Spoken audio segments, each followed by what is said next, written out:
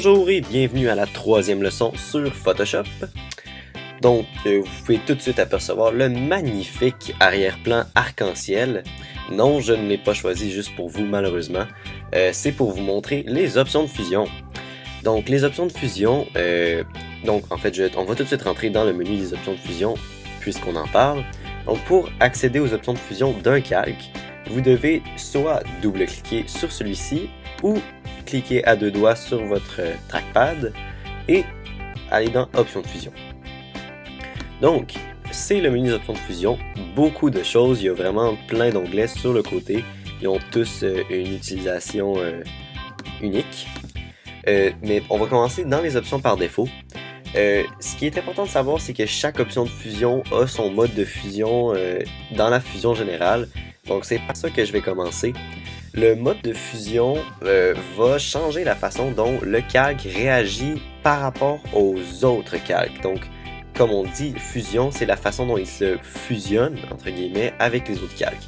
Donc, en ce moment, je n'ai aucune option de mise, mais par exemple, je vous invite vraiment à les essayer. Ça peut donner plein de résultats vraiment intéressants sur plein de choses. Allons-y au hasard, là. Personnellement, je sais même pas tout ce qu'elles font, tellement il y en a beaucoup. Mais commençons par exemple avec mélange maximal. Donc mélange maximal, ça annule complètement la couleur qui était déjà là et ça va tenter de mélanger, comme on dit, la couleur, le calque actuel le mieux possible avec la couleur, les couleurs qui sont présentes en dessous. Donc comme on le voit quand je m'approche du rose ici, ça devient rose et ça apparaît quand même bien sur le bleu.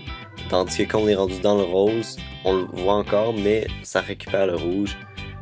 Sur le bleu ici, comme ça. Donc ça mélange vraiment avec la panoplie de couleurs qu'il y a en dessous ici. Donc le jaune, pour que ça se mélange bien avec les autres calques. On peut en essayer un dernier pour vous montrer. Allons-y avec, par exemple, différence. Donc la différence, j'imagine que ça va aller chercher la couleur qui est opposée en termes de, pas en termes de cercle chromatique, mais plus en termes de couleur-lumière. Donc le bleu qui est opposé au rose ou au rouge, ou presque. Donc c'est ça, ça va chercher des opposés. Donc comme ça ici. Pour la suite des options, je vais remettre le mode de fusion normal, comme ça ici. Donc on est de retour avec notre perspective rouge. Donc les options de fusion que vous voyez sur le côté, décrivent quand même bien ce qu'elles font, mais je vais pareil vous montrer qu'est-ce qu'elles font. Donc, elles sont vraiment utiles pour la majorité de vos images, vous allez vouloir en utiliser. Par exemple, si j'aimerais mettre une ombre à mon texte, ou par exemple si j'avais un polygone ou n'importe quelle figure, donc j'irais sur ombre portée, et vous pouvez voir, c'est vraiment léger, mais il y a eu une ombre qui est apparue autour de mon perspective. Donc on peut changer encore là le mode de fusion de l'ombre en tant que telle.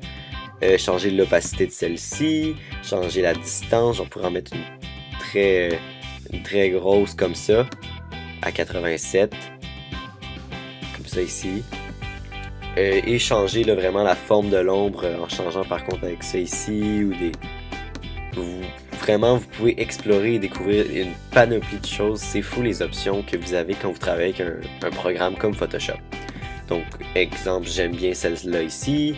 Ensuite, après mon ombre, j'aimerais ajouter, comme je vous ai montré, il y a les dégradés, les incrustations de couleurs. Si vous aimeriez juste ajouter une couleur, exemple, vous prenez une image qui est déjà faite et vous la mettez dans votre fichier Photoshop, vous aimeriez qu'elle soit toute de la même couleur.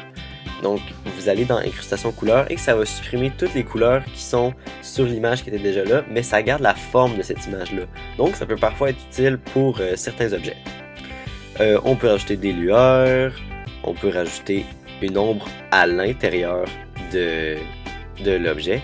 Et moi j'utilise souvent aussi le contour, donc ça ajoute toujours là, un petit quelque chose aux formes géométriques. Là j'en ai mis un contour complètement énorme, mais on peut s'amuser comme ça à changer. Donc vraiment beaucoup de choix dans les options de fusion. Et c'est vraiment avec ça que vous allez jouer lorsque vous allez réaliser vos lettres de feu dans l'exercice final. Pour arriver au résultat que vous allez voir, il y a une panoplie d'options de fusion qui ont été utilisées pour y parvenir. Donc, c'est tout pour cette leçon-là. À retenir, les options de fusion, c'est la clé vers des images qui sont complètement folles à cause qu'elles ont une quantité de détails incroyable, là, vraiment des ombres et tous les petits détails qui peuvent agrémenter là, votre réalisation. Alors merci et on se revoit pour la leçon numéro 4.